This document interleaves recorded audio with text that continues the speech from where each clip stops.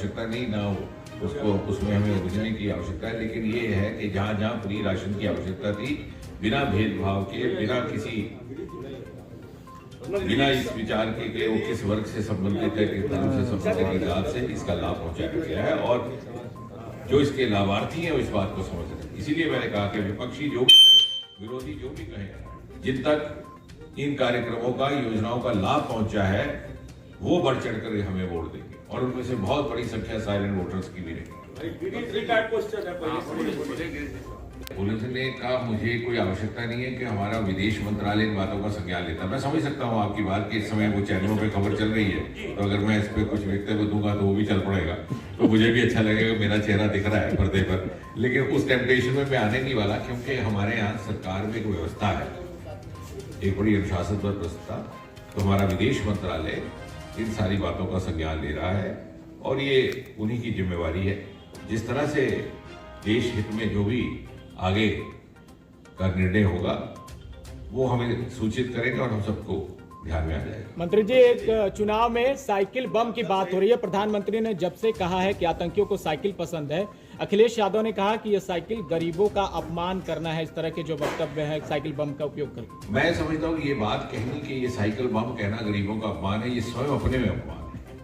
इस प्रकार की टिप्पणी यदि अखिलेश जी करते हैं तो मुझे बड़ी आपत्ति है कि ये स्वयं एक आपत्तिजनक बयान है। इसका अर्थ ये हुआ कि गरीब की समझ को वो इतना कमतर समझते हैं।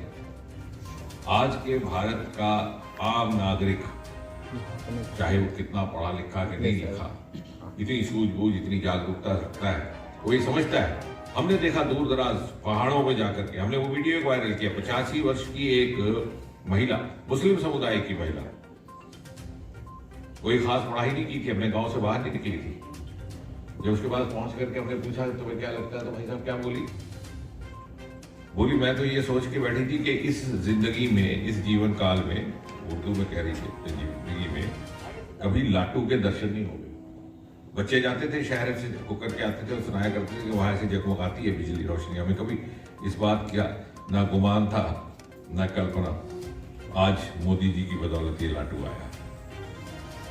तो गरीब से गरीब, क्योंकि गरीब हित के लिए ही मोदी जी ने सारे कार्य किए। मुझे लगता है सबसे अधिक जो मोदी जी की योजनाएं हैं उनकी समझ अगर आती है तो उस व्यक्ति को आती है जो इसका जरूरतमंद था।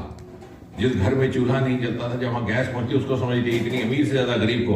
और अखिलेश जी यदि कहें कि गरीब को समझ नहीं आती, तो इसका अर्थ यह है कि या शायद वो भारत की धरती और उसकी नब्ज से जुड़े नहीं हैं, या फिर गरीब को लेकर के उनके मन में जिस प्रकार की छवि है वो स्वयं अपने में एक बहुत ज्यादा सम्माननीय थी। ऐसा है कि ये चुनाव एक व्यक्ति विशेष या एक स्थानीय विषय को लेकर के नहीं लड़ा जा रहा।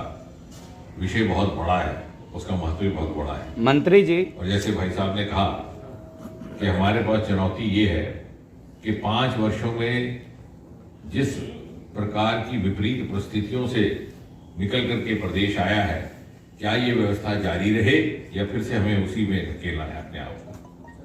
मंत्री जी, 4 चरण के विधानसभा चुनाव हो चुके हैं 232 सीटों पर। इसमें से भारतीय जनता पार्टी कितनी सीट जीत रही है? और मेरा दूसरा सवाल है, महाराष्ट्र के मंत्री नवाब मलिक गिरफ्तार हुए हैं, इस पर आप क्या कहेंगे? देखिए, दूसरे सवाल के उत्तर में मैं ये कहूंगा कि उसका मेरे पास उत्तर नहीं, क्योंकि वो तो जो न्यायिक संस्थाएं हैं वो अपना कार्य करती हैं और मोदी जी की सरकार इस प्रकार की जांच संस्थाओं के कामकाज में हस्तक्षेप नहीं करती। पुरानी सरकारें करती होंगी। तो law takes its own course जैसे कहा जाता है। तो जहां कानूनी कार्रवाई दरकार है, उचित है, कानूनी संस्थाओं या संवैधानिक संस्थाएं, भले वो NIA, CBI है, उनको अपने कार्य करने की स्वतंत्रता है। उसमें सरकार का कोई दखल नहीं रहता, ना ही हम उससे अनावश्यक कोई पूछताछ करते हैं कि 232 सीटों में से आप कितनी सीटें जीत रहे हैं? जो अभी 4 चरणों में 232 सीटों पे मतदान हुआ है। मैंने आंकड़ा लिया कि 300 प्लस का प्लस हो जाएगा। इसका मतलब है कि 232 का भी 200 प्लस हो गया। मंत्री जी